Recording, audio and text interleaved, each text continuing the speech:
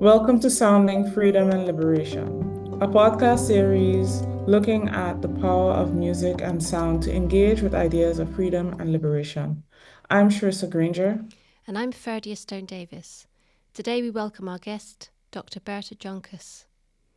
Dr. Berta Joncus is a musicologist and research project lead at the Guildhall School of Music and Drama in London. Her considerable output focuses in large part on early music repertoires, including 18th-century European opera and vocal music. Through her research, she has illuminated music's role in producing celebrities and in giving performance artists both material and artistic agency. Her 2019 monograph on Kitty Clive, published by Boydell and Brewer, is a wonderful example of this. Berta is an impassioned advocate for lost and marginalised voices, and most recently has been awarded a 24-month Arts and Humanities Research Council Curiosity Grant to lead an interdisciplinary network looking at abolition song and its legacies in Britain between 1787 and 1830. The network works in partnership with the Guildhall School of Music and Drama, the British Library, and the Handel Hendricks House. Outside her academic work, Berta is co-editor of Music and Letters, a critic and awards jurist for BBC Music Magazine, an occasional guest presenter on BBC Radio 3, and a member of the Handel Institute Council and of the Continuo Foundation's advisory panel. Welcome, Berta. Thank you. So, Berta, what we decided to do was to give each of our conversation partners the same kick-off question. So this question is to invite you really to reflect upon what freedom means to you and how do you practice freedom on a daily basis? Thank you so much, especially for that question at this historical juncture. I think pretty much anyone who observes what's going on in the academy, particularly in the US, is very aware that there's heavy interventions being made.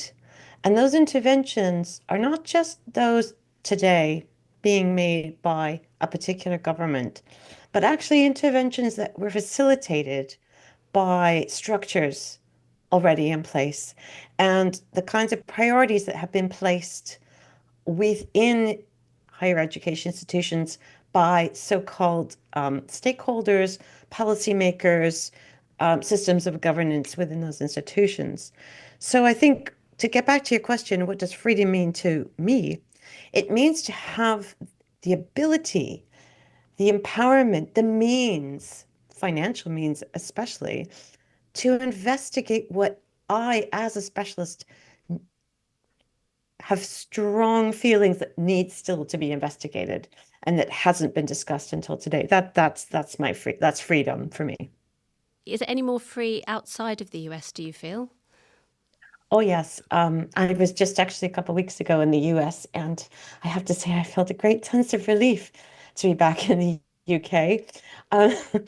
Not least because actually in the UK there still is funding. However, we in the arts feel that funding might be imperiled, but it does still exist for research projects. Having spoken very often about this with US academics, I'm aware that something like the National Endowment for the Humanities is not nearly as nimble, actually, as the various kinds of funding one can seek, whether it be from the Arts Council, whether it be from the HRC here in the UK. So I also feel that there's a little less polarization, actually. That the polarization has become so extreme, and understandably so, in the US, that is a burden. Yeah. Thank you. So we have a bit more hope here in the UK, perhaps. I think so. In fact, I think it's important to keep, obviously it's vital to keep hope, but also with Europe as well. There's a great deal of interest within European arts academics and councils to do course corrections, as we would call them, in the objects of study. they want to invest. Have had wonderful, wonderful feedback, invitations, curiosity about my Curiosity Award project, but also about Kitty Clive, about singing, about how singing actually empowers people throughout history, and it's kind of grassroots as well as its artistic um, implementation. So from that question of what does freedom mean to you, and you've touched on it already, we'd like to ask you, how did you come to be interested in your areas of research? And I think you've already alluded to that. Yeah, Um, and what is their relation then to freedom and liberation? yeah. I'll go into, as a good feminist, I'm going to go into some personal stories. Okay.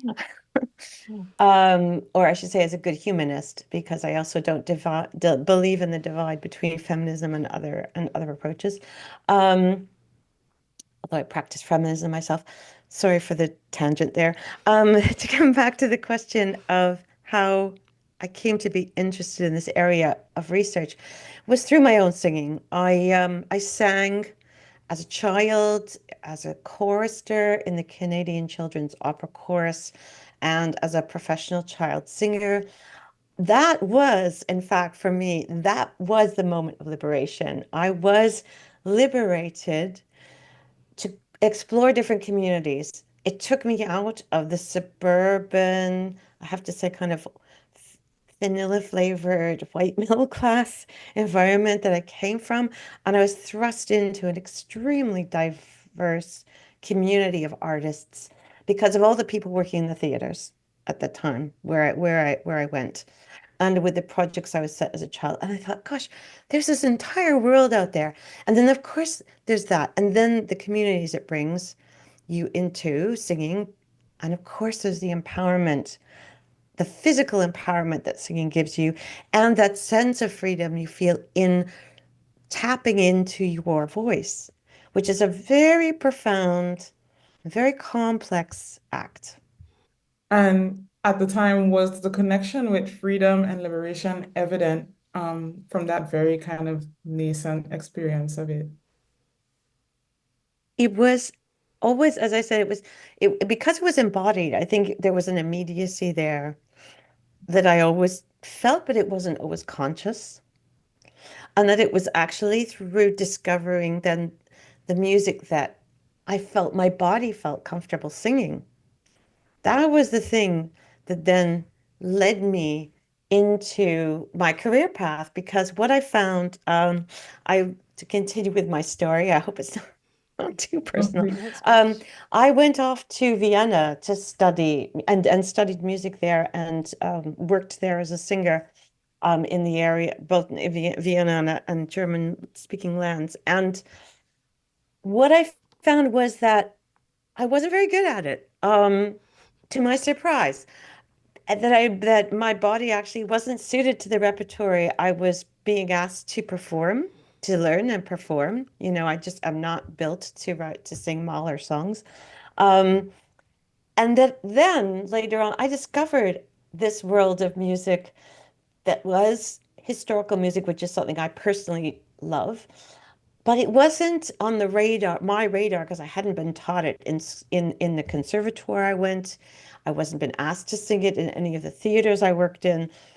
And it was basically the early music movement repertoire, Hildegard of Bingen, medieval music, pieces by women, stuff that used the kinds of voices that that were suited to my voice, domestic song, um, lute song, that kind of thing.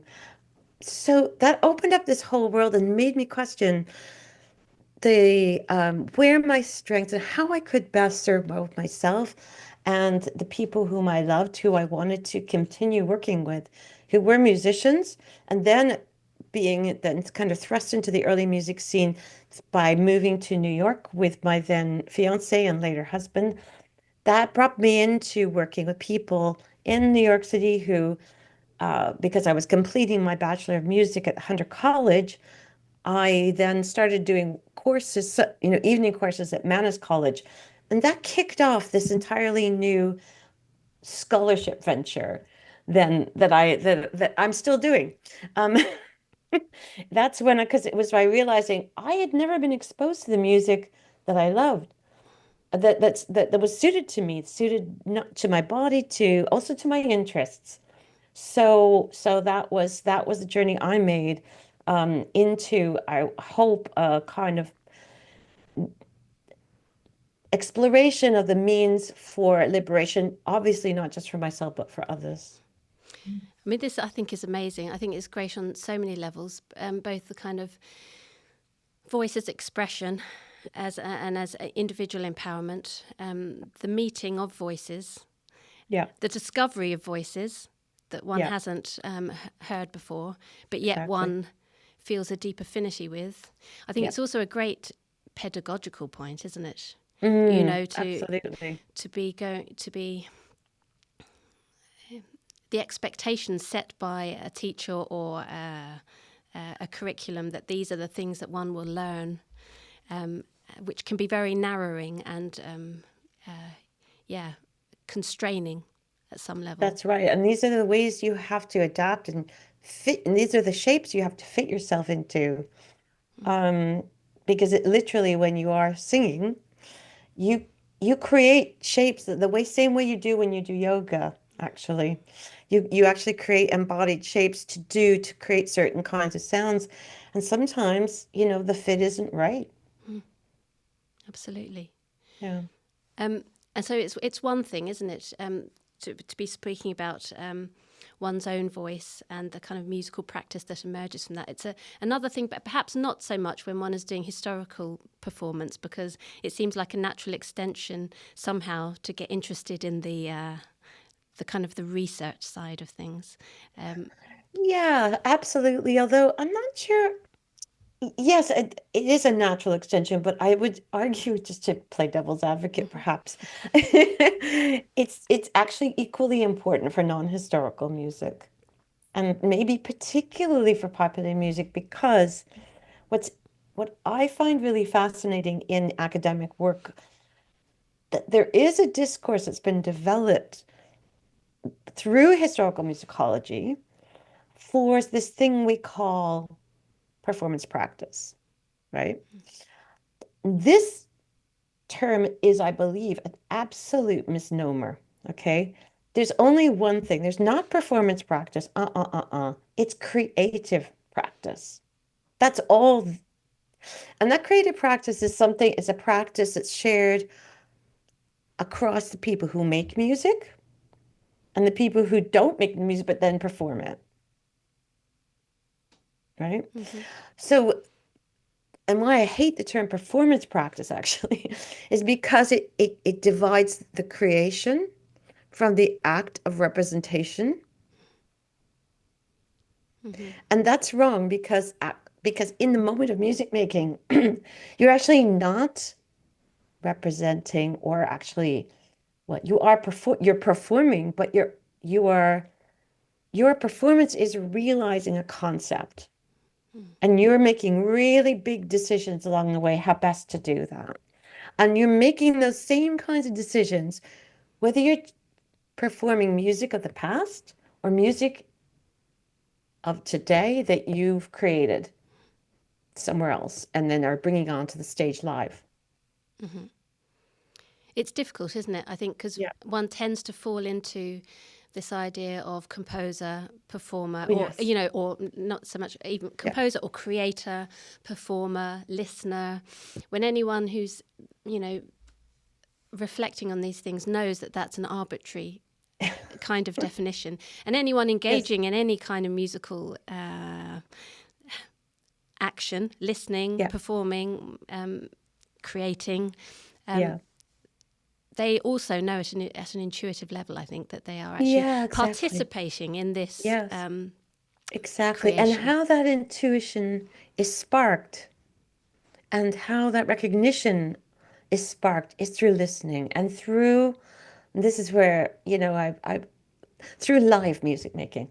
this is, all the arguments around mechanical reproduction, etc. Let's lay those aside. We're probably many of the people who might hear this are perhaps aware of those kinds of arguments, which are valid.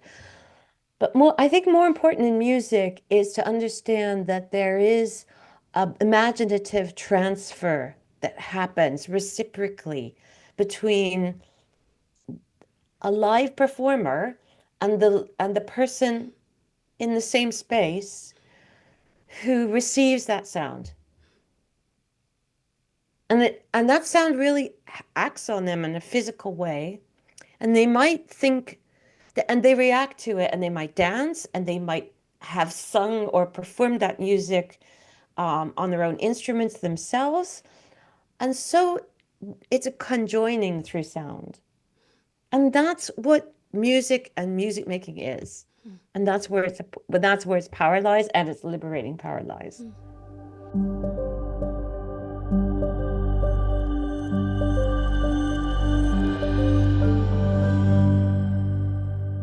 It seems that, this is a good transition point perhaps to this wonderful figure that you've written about, Kitty Clive, both in terms of this kind of imaginative engagement that happens, and also not only that, but then this kind of freedom, and what freedom might mean in this in terms of the context, the life of this figure, and of course the historical context. And I wonder if you might tell us a little bit about Kitty Clive. Yes. So Kitty Clive, again, a very funny story, really. I came across this figure when I was doing my master's at the University of Bonn in Rhineland, Germany. Back in the day, I won't say how long ago because I don't want to date myself. But and this was, I have to say, a very conservative paper I was writing. It was about the works of Handel, I think. And I was doing dutifully as a master's student, trawling the research, and I found one paragraph on this remarkable performer, and that who had been the very first woman to sing Dalila, the role of Dalila in the oratorio Samson, for whom Handel actually wrote this role. He fashioned it for her voice and her stagecraft and her stage personality, as it was then known. So I got immediately fascinated by this. And the other thing that fascinated about this one paragraph is it mentioned that she was a writer, that she had actually written her own plays so she could star in them with music. And this was in 1750. And this was a time when there weren't many women. In fact, there were no women doing this kind of thing. The stage, playwrights themselves, there had been playwrights in the 17th century, but there weren't performers who were then creating vehicles for themselves in order to project a persona and sell that persona and reach out to audiences in that moment of performance, as I was talking, exactly in that direct and visceral way she wanted. So I understood that in that second, when I read the paragraph, there was an agency here that was unique. And that is how I came to eventually, several years later, a child later, etc., come to write Nai Diefel with the wonderful support of Reinhard Strom. He really was just an amazing supervisor, who every step of the way, and as the absolute kind of feminist humanist who he is, supported me in that rather unusual project, because Kitty Clive was trash talked by every historian.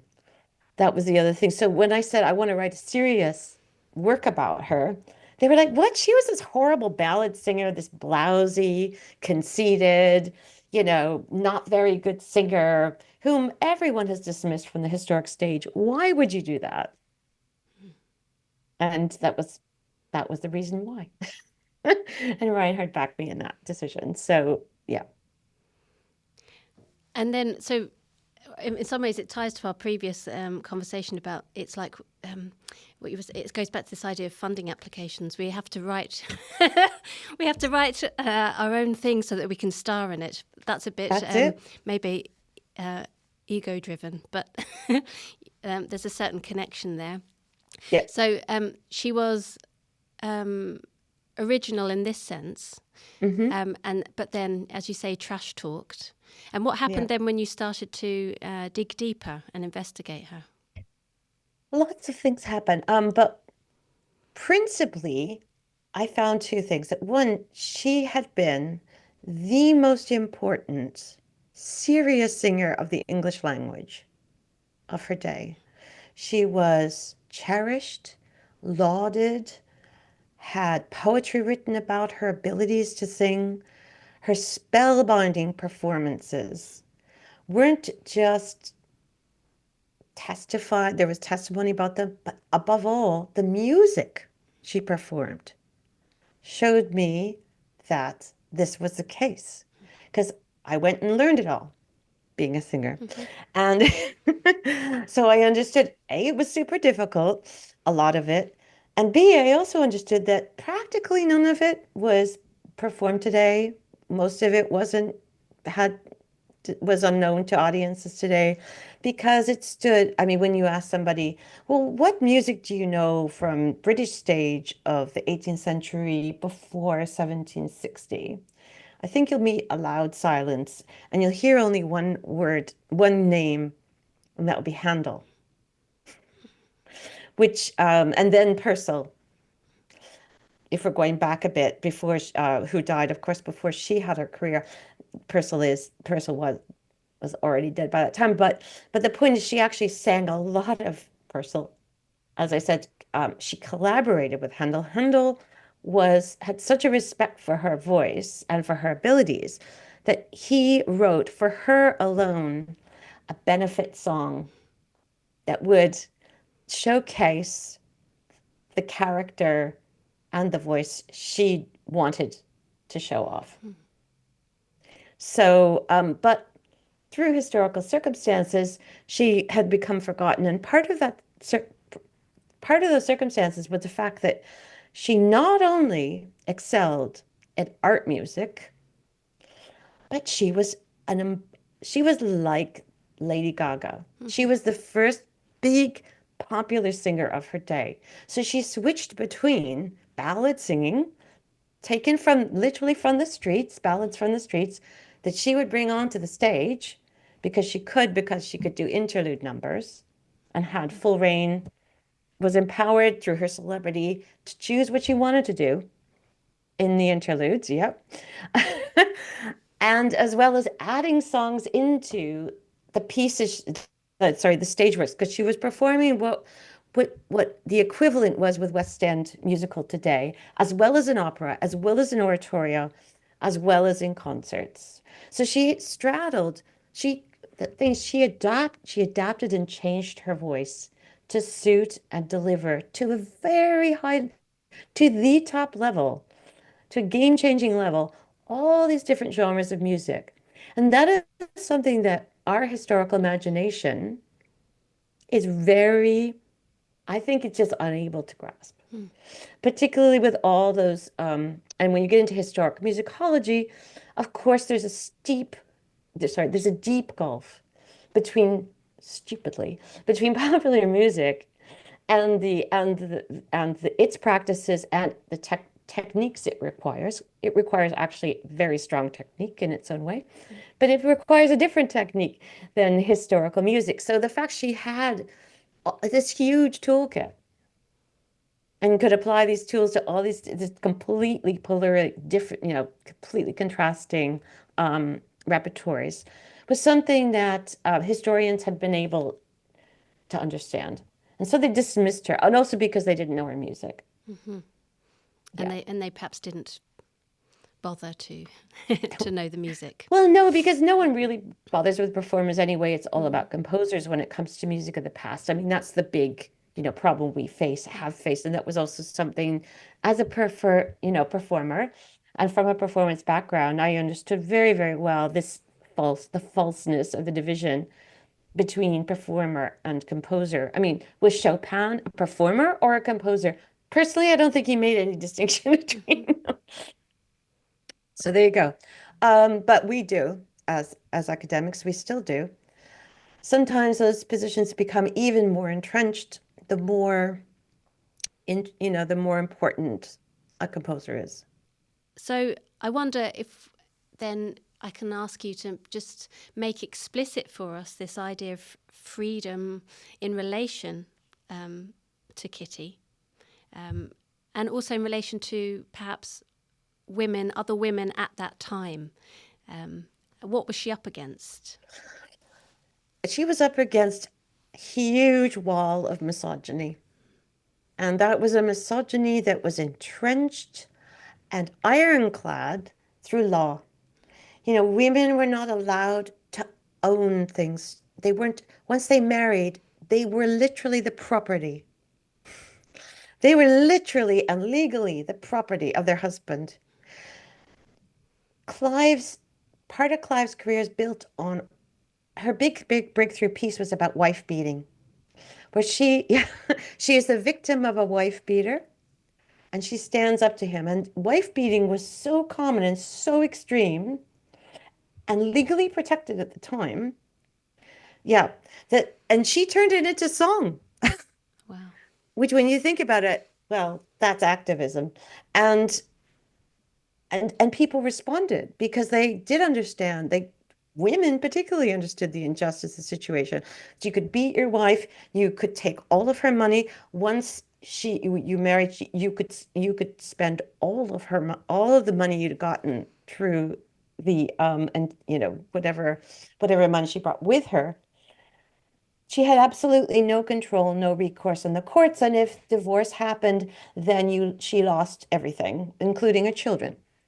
So this is it was a kind, and I'll get back to this point. It was, let's say, a model of, I don't want to say enslavement, but let's just say that women felt themselves to be enslaved and said that at the time, even before, and I know we'll get onto it, the abolitionist cause then caught their attention. Now, to get back to what Clive was then up against, there was also the hatred of women independently being wealthy and therefore powerful. So to explain Kitty's strategic moves, she married a man who was almost certainly homosexual. This allowed her, to enter that very distinguished family called Clive, which was related to Robert Clive of India.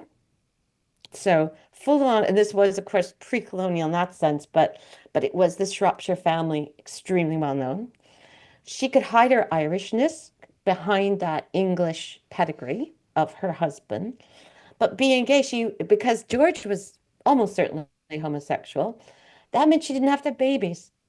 And that was massive because so many women died, or once they had children, were forced to retire, particularly from the stage. You had no choice again. So, and then by marrying George, she also obviously made an agreement with him that she could keep her money. Now, I don't know what point that was meant, but they never formally divorced. And I think, but certain is he made no claims on her money. So, because he was supported by his male partners in his life. So, because they separated a couple of years after they got together. Yeah. And interestingly, there was no scandal around that. And I find that fascinating because, and my own personal theory around why there was no scandals, because it was actually not unknown as a strategy to marry and then separate strategically to get what you want out of a situation. Because with George, homosexuality being punishable by death, it was useful for him to have a beard. So, and especially one as well known as Kitty. So there were all these kind of, machinations going on that Kitty very, very carefully negotiated, but she fell down and had a career crisis because of her success. So what happened was she became the highest paid member, getting paid even more than the men on the in Drury Lane as a singer actress, because she was also an incredible comic actress and interestingly also excelled in mimicking the voices of others. That was one of her go-to pieces of entertainment. So she her earnings then became weaponized against her when on the second time she clashed with the theater manager because he was gambling away the proceeds. He was addicted to gambling and couldn't and refused to pay her and the other actors. She then she helped to lead an actors' rebellion. She tried to hide her leadership, but that was found out by the press because, of course, a woman should not lead a rebellion against your employer. And then to bring her down and to bring down, yeah, to fell her, the manager revealed to the public how much money she was earning annually. And that was the thing that destroyed her career. People were outraged that she could make so much money because, of course, that money translates into power. Yeah. Right? And the fact everyone knew by that time that she was her old woman. She'd long divorced, she had long separated from George. So there's no question. And she ran her own household. She supported her brother. She supported various people, her servants and various other people in her household. She was the main breadwinner. So she was the breadwinner. So what do you do in that situation? And how Clive then reacted she reacted as a mother, even though she wasn't a mother, but she had a household, she had a community she wanted to protect. So she made a decision. What happened once the scandal broke, people started completely trash talking. This is where the trash talking started, right? And saying, oh, you're vain, you're conceited, you're bad at what you do, you're a terrible singer, you sing all these vulgar songs, one thing after another. And her strategy was, I'm going to tell the press and all of my enemies they're correct. They have reassessed their reassessment, because of course she had a completely different persona until then. Charming, sprightly, vivacious, attractive, engaging, winsome, impish, all these other qualities through which she had garnered her following. Suddenly that gets turned around. Also, by the way, she's getting older. She's getting a bit fat. Very important, right? Total fat shaming was going on at that point. Also in pictures of her. So with all that coming her way and being also non-reproductive, she was past the age where she could have children. She decided to turn the tables and say, you know what? Everyone's right. I'm a bitch. I'm conceited, I'm vain, and I'm going to perform the person they expect me to be. And I'm also going to pull in composers to write vehicles for me in which I can and voice that through song. And I'm going to write pieces about me for my benefits that tell that full story about me so everybody can feel they're right and I can apologize to my public. And that is what she did. And that is why she's been forgotten. She authored her own trash talk. I mean, it's an incredible story, isn't it? It really is. Yeah. And music then as that means of transformation, re-transformation, that way of really pushing against constraints and norms of what is expected of a woman. That's right. And what's very interesting too is then it redefines how we define success. Because if I was to write a standard, let's say Hollywood narrative, that story of Kitty Clive would have to end in triumph. She overcomes her enemies. She gets the truth out about herself. Her voice is heard. But the opposite happened. But I think there is a feminist turn. One could do a feminist turn and say, actually, she won. But she won within the constraints she worked in, right? So she saved she saved her career. She she then was a success, a huge success for another 15 years, right? Um, she then made a lot of money so she could continue to support her household. And her best friend, who was probably almost certainly homosexual like her husband, was Horace Walpole. You might have heard of. Horace Walpole was the son of Robert Walpole, the first minister of Britain in the up until 1740, and immensely wealthy, immensely influential, immensely well connected.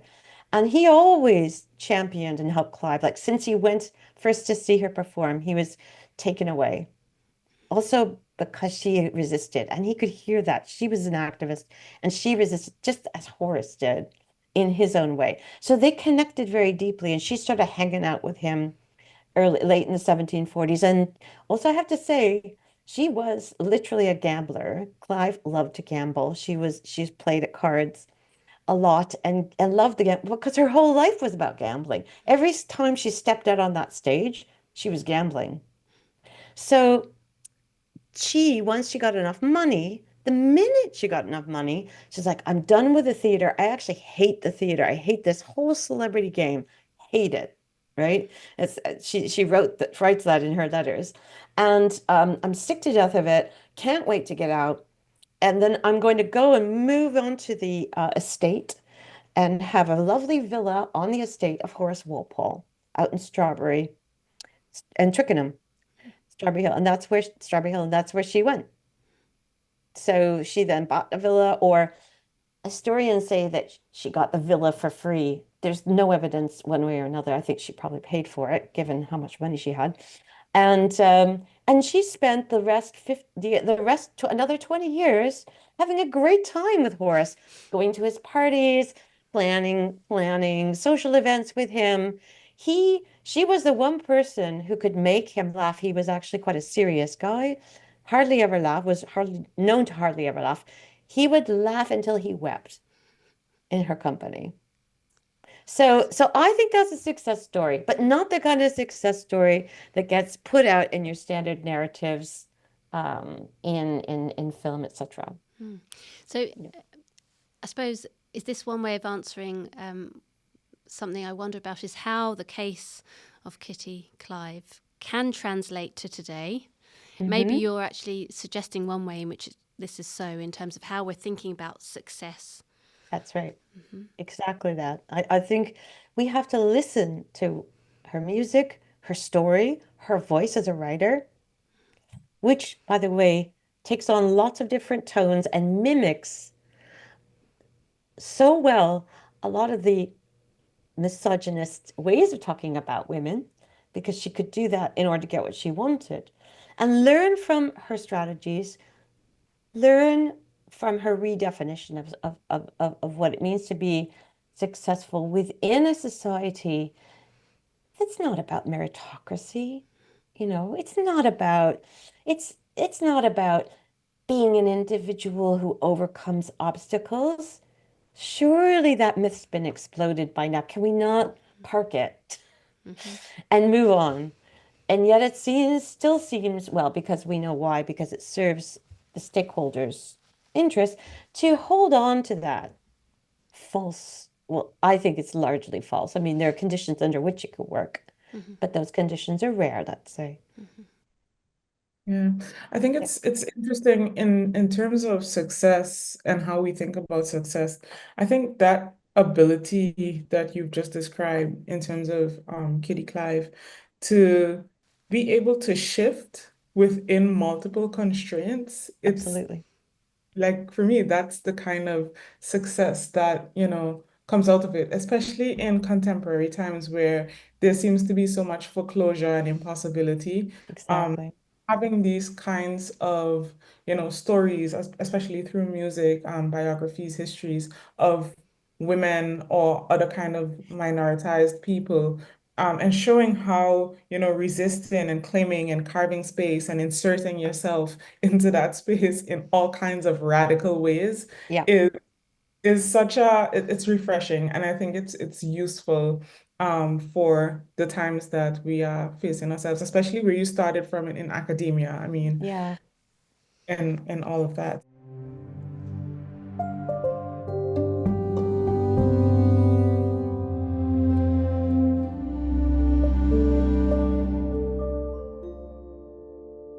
I really like that, and I wonder about then the kind of shift, or maybe not such a great shift, to abolition song, right? Hmm. And so we would like to invite you to, tell us more about abolition song, and maybe if you could link that to, Kitty Clive and how that kind of trajectory follows through, and its legacies to the Legacies Network. So how did you think around this project? Your thinking around this project develop, and what are the aims of the network? Thank you so much. So that's such a great question. The transition seems to me, or a transition, well, let's just say there's a continuity between my findings about Clive and my findings about abolition song. I define for what I mean by abolition song. Well, I'm in the process of defining it. Basically, so abolition song is a repertoire I discovered because I was called upon to do some music programming of for that was about Black communities in London in 18th century London. And I knew because of my work that music sources about those Black communities were very, very spare, difficult because they were so highly mediated through white practice, right? But then in working in the British Library, I came across a bunch of songs that were anti-slavery songs. They were activist songs, but written in the musical style of Haydn and Mozart. So there was immediately for me an incredible cognitive dissonance, but a kind of wonderful cognitive dissonance between the immediacy of the horrors being told in words and the politeness, because it was what happens in these songs is it's a poem by a white person. So as far as we know, white poet, as far as I've been able to identify thus far, but taking a story from the press about an enslaved person suffering, let's say that enslaved person has run away, been caught again, beaten, and forced back into slavery. We know that happened. That was reported in the press. So a white poet comes along and imagines being that person and writes a poem about it from that perspective. In white language, let's say the poetic conceits, the all the imagery, very white, but still, it's a bridge into the polite world for people, a largely white population at that time, who weren't aware, because they probably didn't want to be aware of this, they had means to be aware, but had until then chosen not to be, for various reasons, um, of the horrors of the transatlantic slave trade in its and the suffering it brought to those caught up in it. Um, so that poetry then was put to music by sympathizers who composers who are very completely unknown really today. Um, but I loved this music immediately because it was A, quite high quality, much of it. B, because it wasn't by canonic composers, you know. C, because it had this striving to bring together these worlds. These worlds of people sitting in their drawing rooms, sipping tea, and then being forced to hear really uncomfortable stories through somebody performing in their drawing room or actually being on stage because it was also part of pleasure garden songs in pleasure garden concerts. And I thought, well, whoever's doing that is pretty brave because the people who come to pleasure gardens don't particularly want to hear these stories. And I was fascinated. So that's what but to bring that, so the point of contact between the abolition song and Kitty Clive is the activism, is exactly as you say, Charissa, that adapting to different spaces, to different shapes that you create when embodied shapes that you create as a keyboard player, as a singer doing this song. It calls upon you to do something really quite different. This is what we're trying to discover. We're exploring that through our musicians, who are then sharing their experiences with the audiences at the concerts at Handel Hendricks House. Yeah. Mm. So in the face of those transgressive acts, how do Yeah. you invite us to think about ideas of freedom and liberation um, differently, especially in relation to this kind of context that you've just laid out? I want people to understand the incredible tension that operated in 18th century, where we think of it as a period of people striking positions and holding those positions, in my view. This is, as a historian, I feel that there is this wrong model, which is, you know, somebody produces something and then other people reflect on it. And it was either taken up and done, whereas people are constantly changing their mind, constantly being confronted with stuff with the horrors of what late capitalism does to minorities, and and trying to negotiate that so that they can get on with their day. And somehow the song is a way to say, look, you can allow yourself to feel uncomfortable to this extent, but it's still going to sound very beautiful. It'll still sound beautiful, it'll still sound polished. And by the way, also you'll hear it in that kind of white Anglo English that you're used to reading literature in. So you're in a kind of, let's call it, for the middling and upper and upper sorts of people, a comfortable space. You're not being too challenged, right? To absorb something completely alien. Yet at the same time, you are being challenged because of the storytelling. I mean, I find this really sparking so many ideas and questions. I suppose partly, though, to narrow it down, this idea of the performers almost holding a position, taking a position. Yeah. Then you've spoken about this embodied. It physically changes the way of being to be singing certain things in a certain way. I then am wondering about this imaginative encounter and engagement that we mentioned right at the beginning of our conversation. So then how it invites that change of position also for those who are sipping their tea. So I suppose that's one aspect. And then I'm recalling that kind of ancient remedial tradition of music as the kind of the sweetness that helps the pill to go down. So, Yes.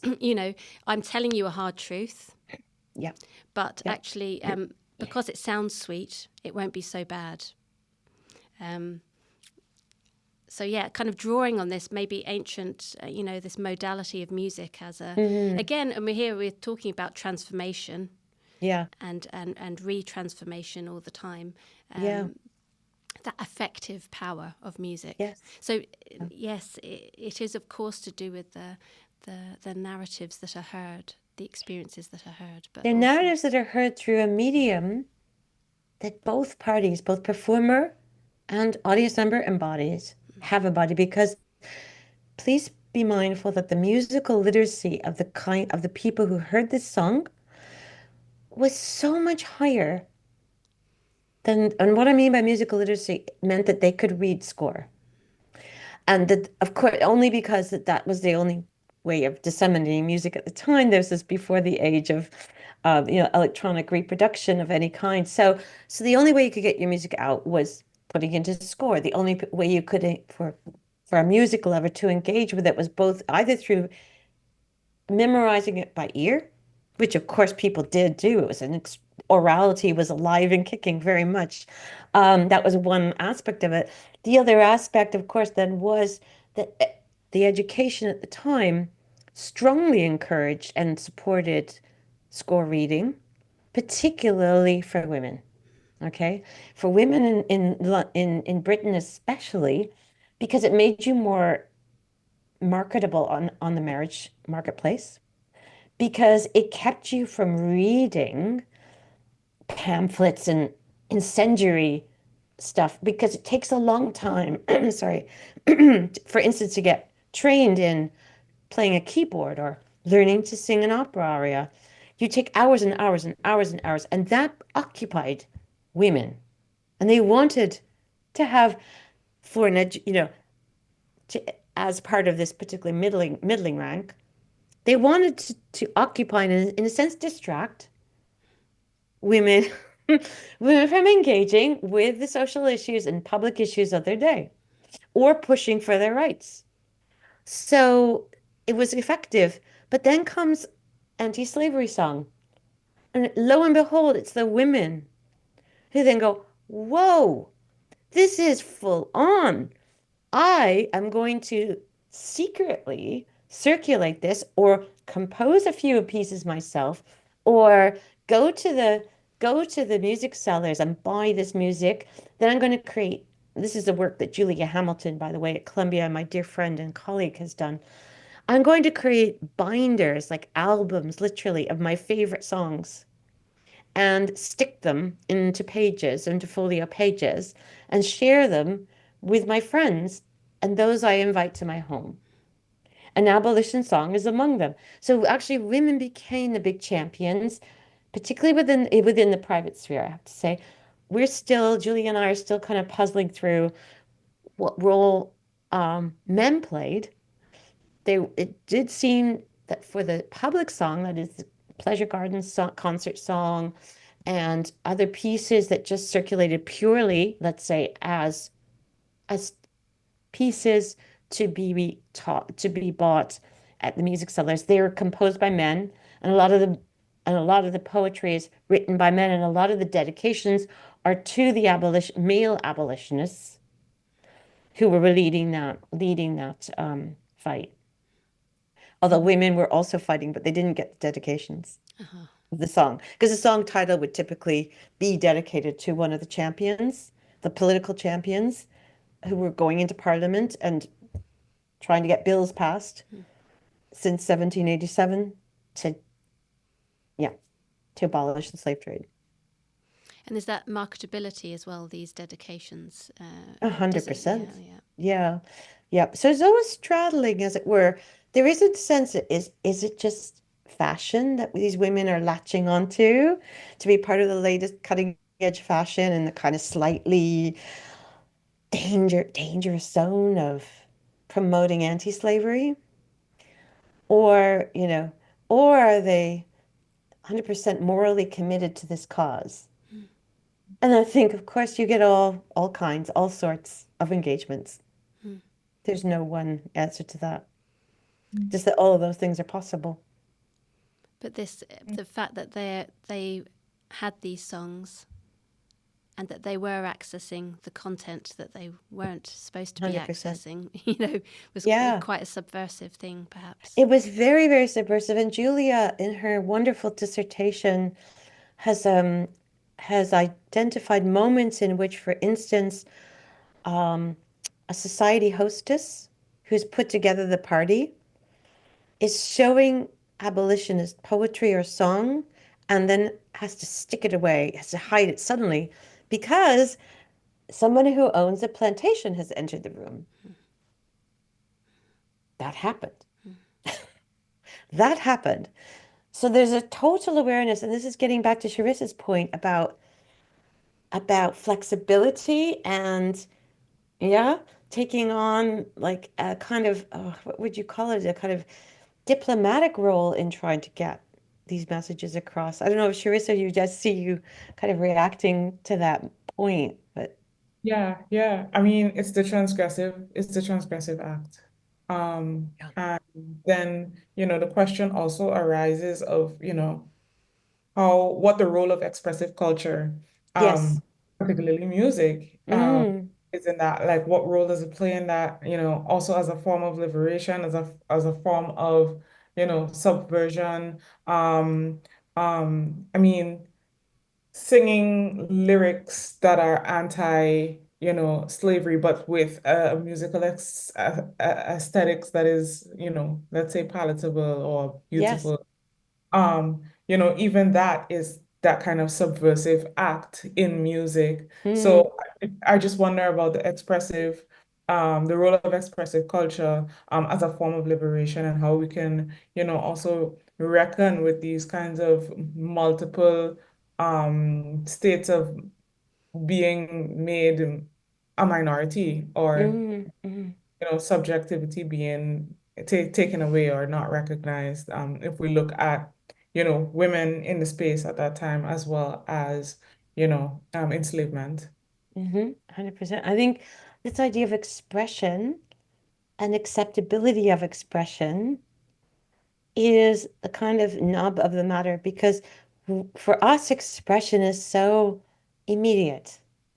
In a sense, unmediated, perhaps I'm speaking now about creatives I know who work in studios or go out onto concert stages, and they react in the moment to what they're convinced of, what they've experienced, what they're experiencing together with those in the room. And there's no sense of having to make um, any a compromise to be heard. Whereas in the 18th century, the very opposite obtained. People always, every second, if in polite society, compromising themselves because they had to get ahead, to climb the social ladder, to be accepted. They could not, for instance, as women, stand up and say, no, I, I don't accept being pregnant. I don't accept, carrying your child. I leave this marriage. I insist on being published because women weren't allowed to publish without it being scandalous. I mean, there are so many constraints, and that could only be negotiated if you had a place of power. And to get that place of power, you had to compromise and adhere to etiquette to show that you could be trusted as a stakeholder. And once you reach that kind of position of trust, at that point, as you said, Teresa, you kind of sneak in those those those moments of protest, those stories of protest by appealing to people's better angels, quite frankly. But it's a very long and slow process compared as an expressive culture compared to the kinds of expressive culture we're used to today. And I think that's one of the reasons that people classify 18th century music as classical, whereas, of course, it never called itself that at all, ever. And in fact, it was understood to be expressive, it was understood to be explosive, it was understood to be activist, but within its own parameters, which we today can only hear as not terribly expressive, perhaps. Yeah, yeah. Um, it's I think it's interesting how this connects to perhaps sympathy. Um, Mm, and if you could say a little bit about, how that was evoked in a sense, yeah, or absolutely. So that's such a great question because when I wanted to kind of turn it into, so when does those compromises I was talking about, Um, when does appropriation stop and activism begin? Right. So what was happening was to to engage sympathy, you had to, as I say, go into the language of those who were writing sentimental poetry, sentimental stories, adopt both their formulas of storytelling and the language, the heightened, weeping and wailing and emotionalism, but it was emotionalism framed by what we deem acceptable expression.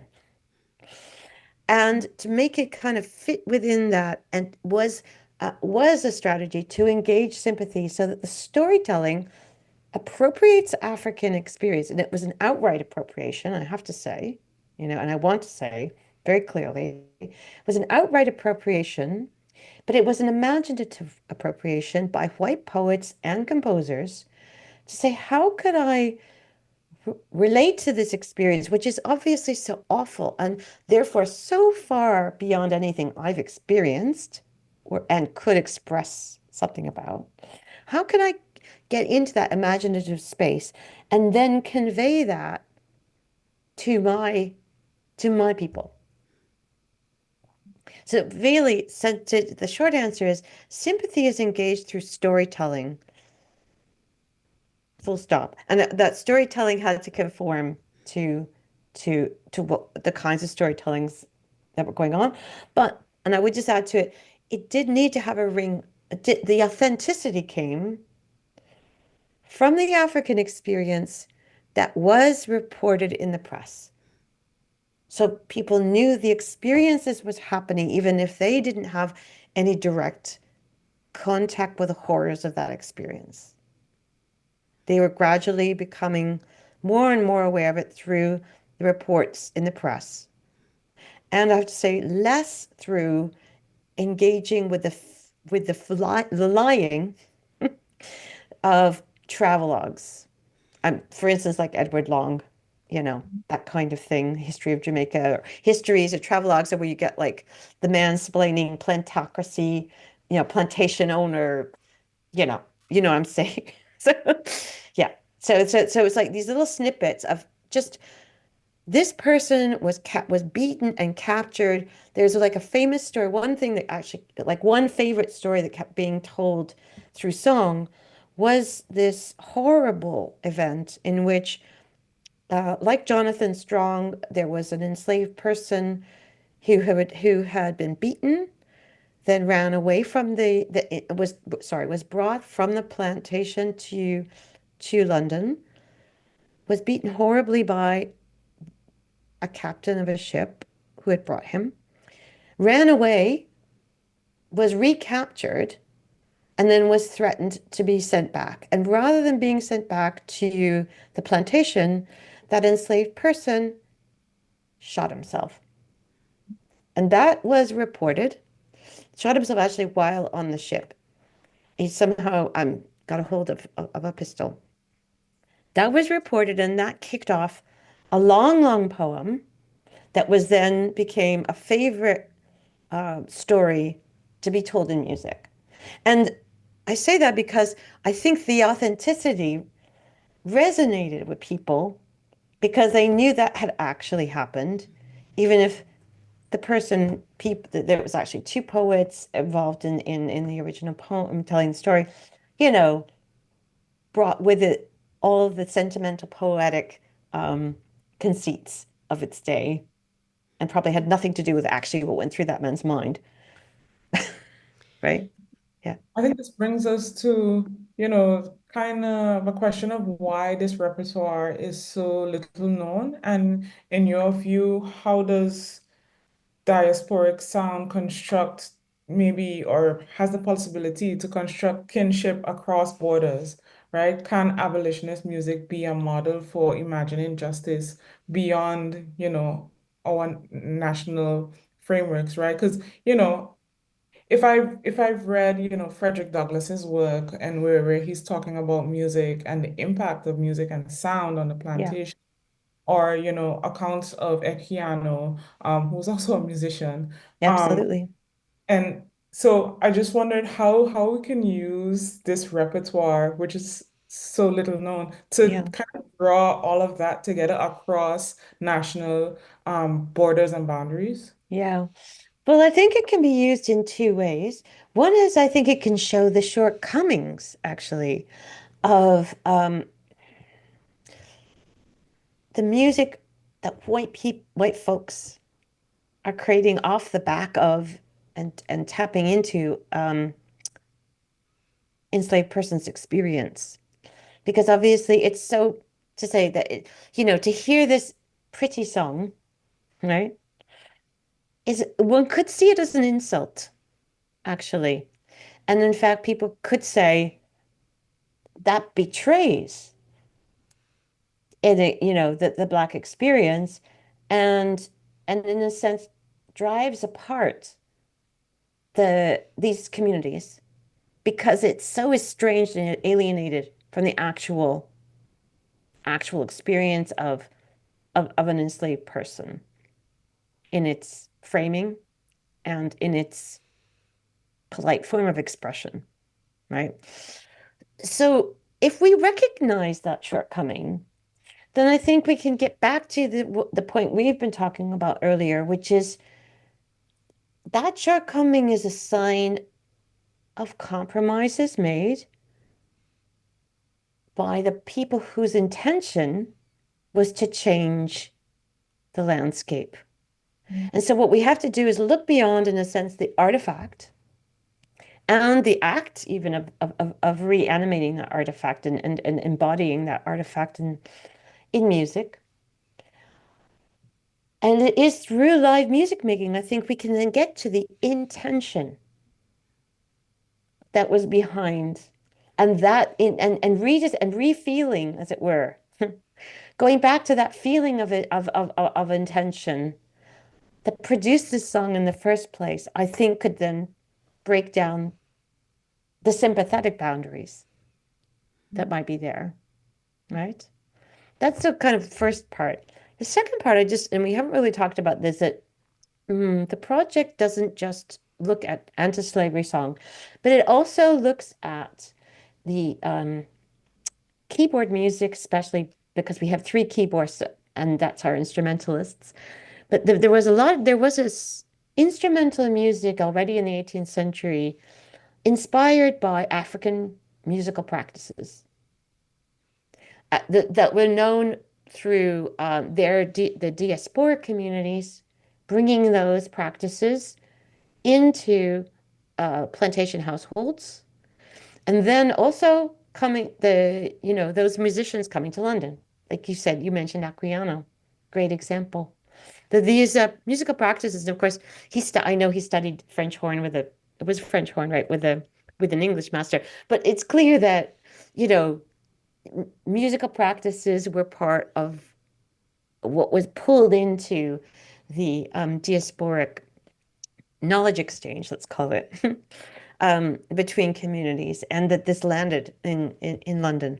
So there was art music inspired by, not just also in London, but also perhaps across Europe, particularly in Lisbon. Lisbon being a kind of hotbed of diasporic communities and music making. And all of this printed music then sloshed around. And so you can hear composers of art music like Domenico Scarlatti really inspired by these African practices and saying, whoa, I didn't know you could do this with music. You can have polyrhythms, you can have, separate tonal areas who clash against it. You can do that. And that's then what they started doing. And so the concerts in the abolition song and its legacies, okay, this is the legacies part, but we're looking also at how African musical practices were seeped into music making within polite circles in Britain, and then a lot, and in that polite music some of that music came then from European sources that was again attenuated forms of African practices. So that's obviously a way of breaking down boundaries too, because we really can't talk about, in my view, English, French, German, Italian music. Portuguese. What is that? Like, what was that? In the 18th century, honestly, there was so much fluidity between practice, so much. So, musicologists have categorized and siloed music by nation. That, by the way, was a legacy, that intellectual legacy of the 18th century, where, in fact, there were so-called field workers, sorry, like nascent ethnomusicologists going out and transcribing melodies they heard on the streets of Naples, on the streets of Lisbon. But all these things they commingle within practice, be it a grassroots practice or be it a master's practice. And I say master advisedly since so few women composers produce stuff that circulated widely. Sadly. Yeah. So I wonder about the performance of these songs. Yeah. So we were also thinking, so part of me, we've been wondering about, we've got the other material cultures, the other material artifacts, let's say, at the time. We have music and the songs, partly thinking about the distinctiveness of that, also thinking of them collectively as some kind of archive, witness to, and then this idea of a living archive. And I wonder if you might say something about that, and then in so doing to maybe, I know that there have been some performances of these songs, maybe then to bring us also back to sympathy, and if you've had any feedback from performers, audience members, again we go back to this categorization about, what has been the effect of hearing these songs? And that was a very long question. Sorry. I'm picking as best I can.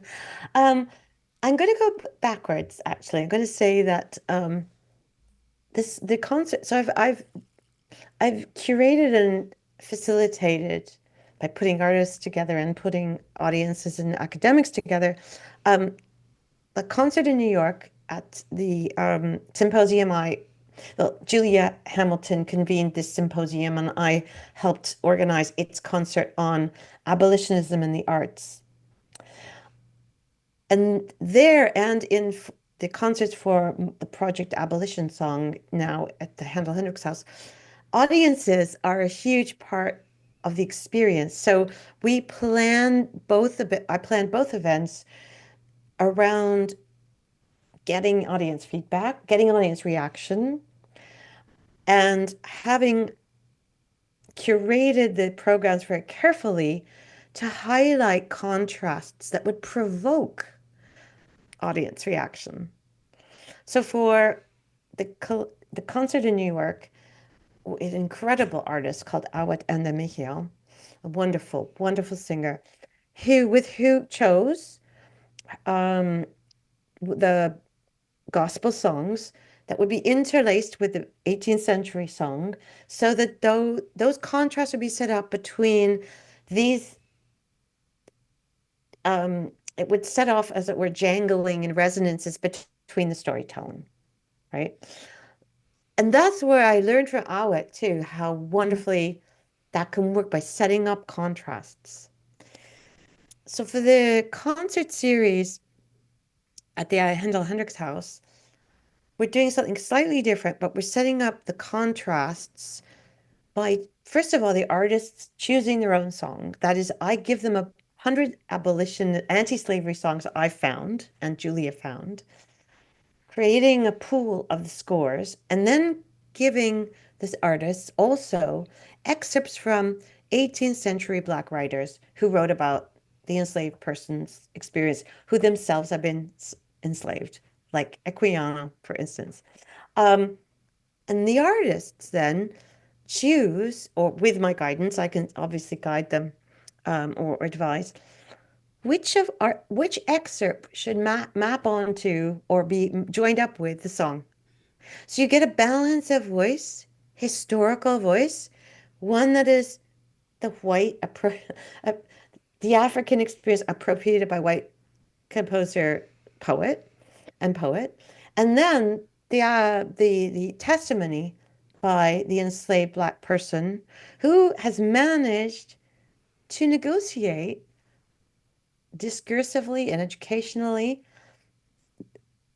linguistically, the obstacles to getting their story out, right? And putting those two stories together.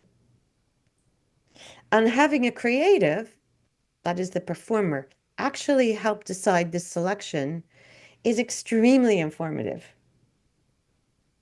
Because they approach this, to get back to Charissa's point around expressive cultures, they are creative, so their intuition lies in expression. Their knowledge lies in expression, so they can really feel how these contrasts and how these things could match up, and also, of course, set up these contrasts, which then, when the audience hears them, and the audience will be hearing all of this mostly for the first time. The music certainly for the first time. It's never been recorded. And to that point, why has it never been recorded? Simply because it's not Mozart or Haydn is the short answer. Okay. How much late British 18th century music is there recorded? Practically none, because no one wants to hear it because it's not sellable. Okay, fine. So they are hearing this music. The audience is hearing this music for the first time, which is terrific because it means they're super attentive in the way they listen. And they don't have 3,000 recordings rattling around in their brain to compare that performance with. So they don't have a set, oh, this isn't perfect, or this isn't perfect, or this isn't what I was expecting. No, they're hearing it, they're confronting it, they're encountering it. And then at the concert itself, we can get the audience response to it. So we get first the artist's response to this material, who again also have never been confronted with this material. They react to it.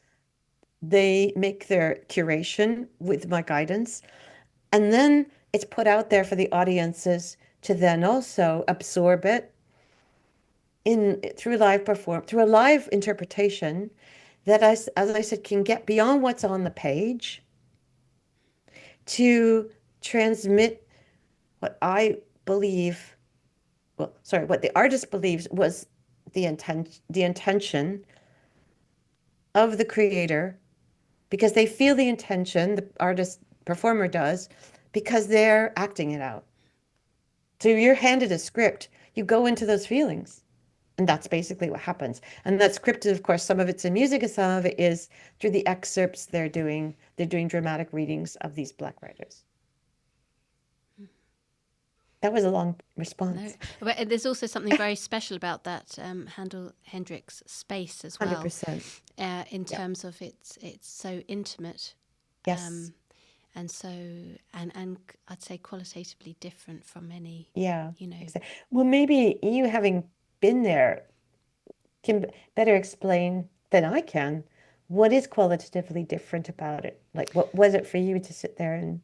Well, it's interesting you said, because as you were speaking, I was thinking back to it, and part of me was, it's just so immediate. Yeah. There is no distance. That's right. With music, there's less of a distance anyway. You're not looking at something over there. It's here, but there's something quite visceral about the encounter that happens in that space. Yeah. In terms of the expressiveness as well, one is in such close proximity to the performers that you can perhaps feel it in a slightly different way, a more intense way, perhaps. Yeah.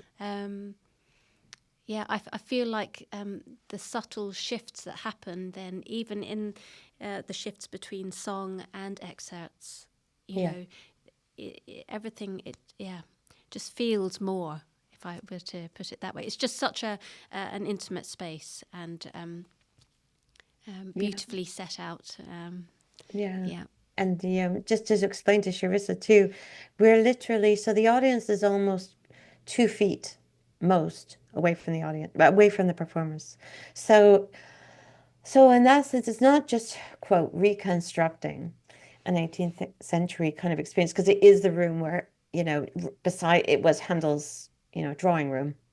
It's been lovingly restored in all of its details, which is wonderful.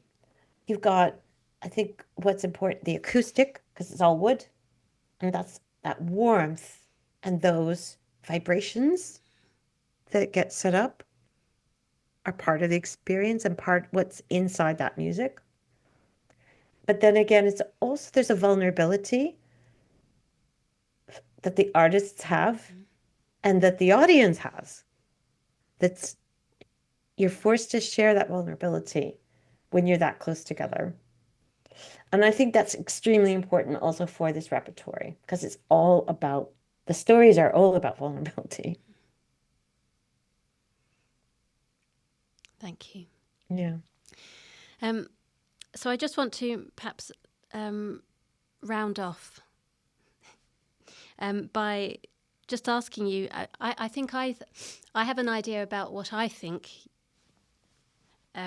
you've brought to our understandings of freedom and liberation in our conversation today. But what do you think music brings to our understanding of these concepts?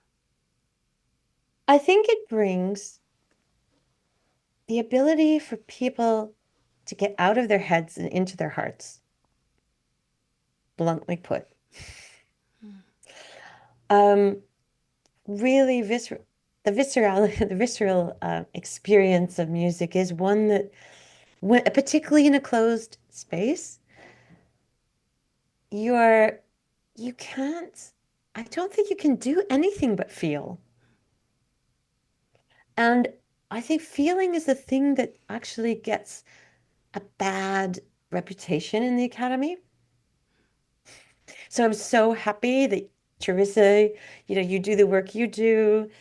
Ferdia, you do the work you do, and around, expressive language, expressive culture. That is, it's astonishing. We've kind of had to go through an exercise of legitimizing feeling and expression as an important element in academic study, but that's where we are. We all probably familiar with grounds for that.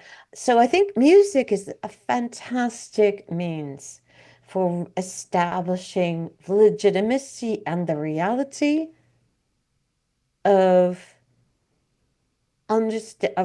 reaching new understanding through expressive forms that have been taken out of the archive. It's been absolutely wonderful. And here I might maybe in rounding up give my thoughts about what I think you've brought to the conversation as well. I think it's been an absolutely wonderful meditation, reflection on voice in all of its complexity.